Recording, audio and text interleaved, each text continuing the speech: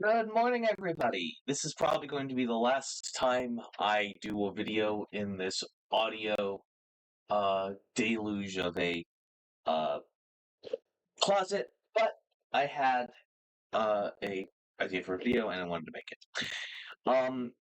Y'all know very well about COVID and the fact how that's affected us over the last few years, and the absolute insane conspiracy theories that have come with it. But the one I want to talk about specifically today is like conspiracies in general with the COVID conspiracy of controlling the population as kind of like a crux, shall we? And to do that, you know, I want to talk about in particular, I want to talk about the Manhattan Project, right?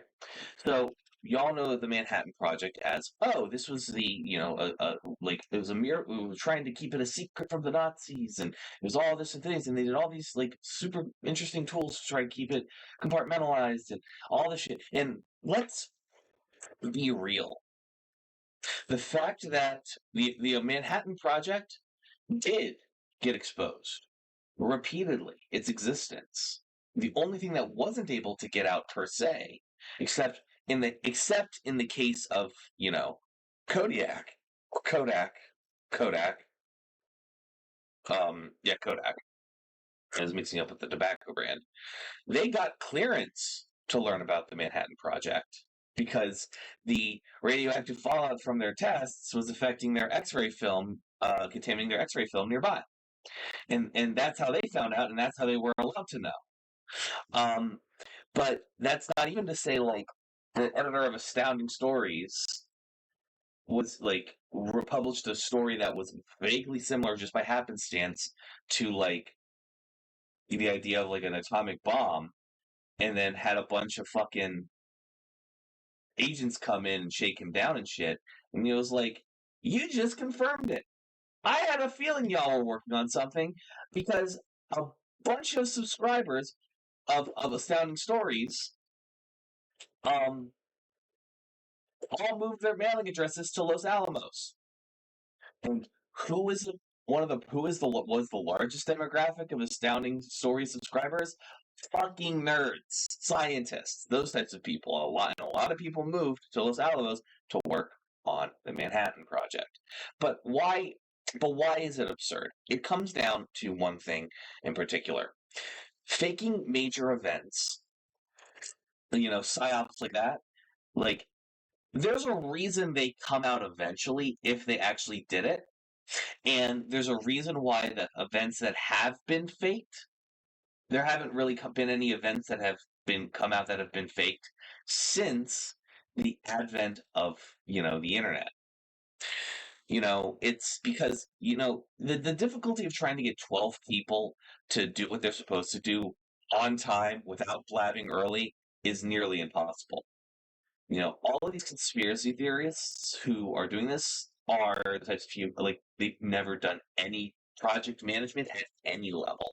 Now, I've done a little bit of project management, and it is very much like, even when you have a team of people that are doing who are good at what they do and are driven and awesome, it's not easy to still like make sure everything goes smoothly. That like the optimism of these conspiracy theorists thinking that that multiple governments, most of which that hate each other and have opposing interests, came together to create a virus that will force people to work from home and kill some of their population, whilst also giving them an excuse to pay their population money to stay home. You don't realize how absurd that sounds, right? Like, you can't get are you really seriously about to sit here and tell me that, with the way some countries were behaving about this, with the way that like the Republican Party in America was behaving about this, one of them would have leaked the shit. One of them would have heard a whisper, would have heard a thing. Like, the halls of politics are made of paper. You can't keep the only secrets that are kept in Congress are ones that like can't really be that are ones that will put the ones they know they'll get put into jail if they blab, and ones that and frankly ones that are like not really that salacious. They're just operating shit. Even if the operating shit is like, oh, we got this new super weapon that's gonna blow people's smither fucking reeds. Functionally at the end of the fucking day, let me just take it back to the Manhattan Project real quick. Like, they had so many close calls with the Manhattan Project, it's insane. Oppenheimer, Einstein, everybody else, none of them were talking to each other. None of them engaged with each other. And I want to remind everybody, it was almost brought down in secret in the group by one of the guys being an amateur safecracker. You don't believe me? Let's talk about Richard Feynman, the esteemed physicist and safecracker. He was so fucking bored in the middle of the Los Alamos desert that he just decided to start picking locks as a hobby. He quite literally was just leaving open, looking at the stuff in file cabinets and looking around, having fun, blah blah blah. And the brass caught on and changed the wheel combination to a million. Now, granted, he didn't really get in trouble for this. What he did do was show that, hey, the locks y'all are using for these safes ain't great. These combination locks ain't great. And then he took those combination locks and was like, this number is always consistent. This number is like this, if this is this, and this. And he just figured it out because, again, he it's like counting cards. It's like this man is one of the smartest people on the planet at the time, working on the Manhattan Project. So of course, this little puzzle's going to end different. He was able to reduce it down to 8,000 combinations, and that didn't even count for HIMediaTV. He was able to open it up with the same combination, a lock with the same combination again, because why? Another physicist didn't reset the lock combinations after he was done because they're stupid. So, pardon me for thinking that this would not, the idea of a giant COVID conspiracy like this wouldn't fucking work. It's frankly pathetic. And I want to be reminded that the Manhattan Project was just one government using the fullest extent of its power to try and keep one secret in a time before cellular cameras or the internet. Imagine thinking multiple rival governments agreed to a fake virus to fool their citizens into staying home from work while also agreeing to pay them billions of dollars to compensate them for it. Like I said this already, that's just the thing I had from script. The point I'm trying to make here is they had so many close calls with this in 1942. In that entire time frame of the Second World War. Are you really about to look at me and say that in today's modern world, with social media, cell phones, the internet, everything, that they'd be you want to know why the CIA and the FBI and all of them don't need to fake events really anymore? It's because they don't actually have to change the facts. They just need to spin a narrative. You guys know what it's like to spin a narrative. Every single time, there's a school shooting or something in America, they say they're trying to take our guns. They're going to, thoughts and prayers, they're going to use this as a reason to take our guns, which in the opposition's mind, a very valid reason to try and regulate guns. But nobody's trying to but they say they're going to come and take your shit, and they're not trying to take your shit. Beto O'Rourke might be, he's a fuckhead. The point I'm trying to make is, at the end of the day, the government doesn't need to go to this level of secrecy, really. They'll do compartmentalization, absolutely, and they very much will, make sure that the things that they're working on are like hidden and nobody looks at them. But let's be fucking for real for a second. If they want to spy on us, control us, if you own a cell phone, the government's clocked India. They got your ass.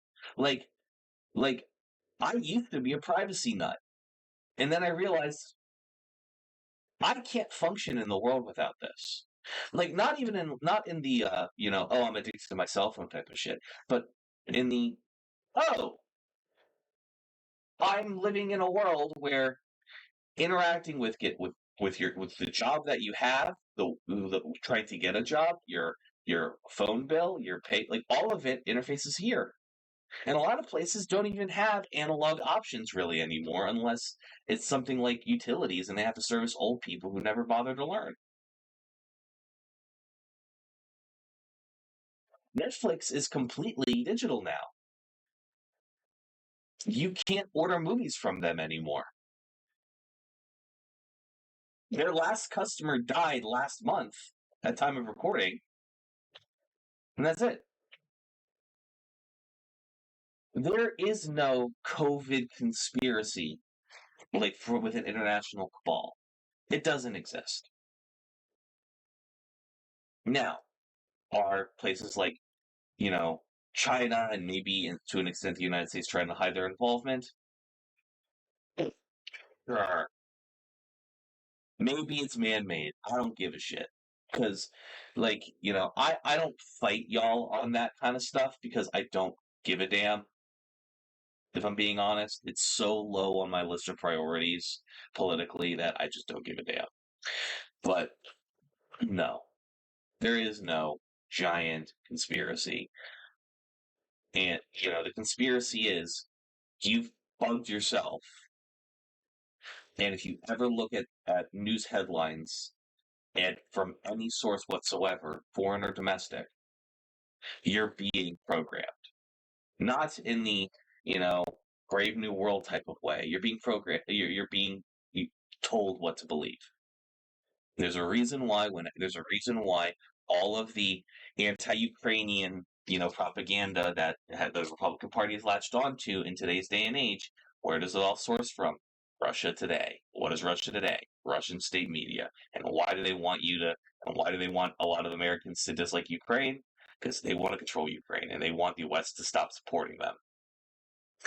Why does so many shit libs, support Israel unconditionally, despite, because they don't know the awful shit that Israel has done to Palestine, because it can take 5 minutes of research to learn about that shit. Literally, I'm not saying that hyperbolically, but they don't.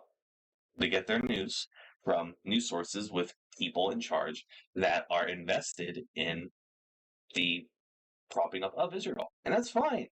Everybody has their interests. I may not agree with them, but don't pretend that, don't put tinfoil on your phone or pretend that fucking, lizard people are coming out to get you, because that's not true. That shit would get out. And no, it would just have to be on the internet and it would proliferate. The things that are true, things that are actually real, continue. Because what the media has learned at this point is the fact that people still engage with the COVID control conspiracy to me, and whenever people talk about conspiracies actively on TV, I know they're bullshit. I know those ones are bullshit. I know those are bullshit. And you do too. And the reason why they're bullshit is simply for the fact that the powers that be cannot stop information from being made public anymore. They can't. But they can deprioritize it. They cannot talk about it. They can, just people will just say, yeah, we're not talking about this. And they're like, okay. And so when, a intern / lawyer person was shot back was committed suicide after leaking some shit about the Clintons and is shot in the back of the head twice, we don't hear about that story anymore. We don't hear people talk about Epstein that much anymore. But we hear people talk about Pizzagate still to this day. We still hear people talk about COVID vaccinations being, metallic implants and all that bullshit. Like, the conspiracies that are talked about publicly consistently, those aren't real. Because if they were, the powers that be, even the ones that might be on your side, they won't be talking about them. Mainly because most conservative outlets are funded by only a handful of billionaires. But that's neither here nor there. Ladies and gentlemen, I hope through just some basic analysis and logic today, I hope I was able to show, at the very least, that that the way conspiracies are done today are very, very different compared to how they were done 100 years ago, and pretending like it's still the 80s with spy movies and all that shit, this is how things are done. That's not the case. It's unfortunate, but, because it'd be easier to, it would be, it would make y'all shit more plausible, but it's just not. Regardless. Thank you guys so much for watching. If you aren't already following and part of my Discord, please consider doing so. And if you'd like to subscribe to the channel, if you like the video, please consider doing that as well. I'd love to have seeing you guys again soon. I will drop a like if you liked it, dislike it if you didn't. I will see you guys on the flip, and have a wonderful rest of your day.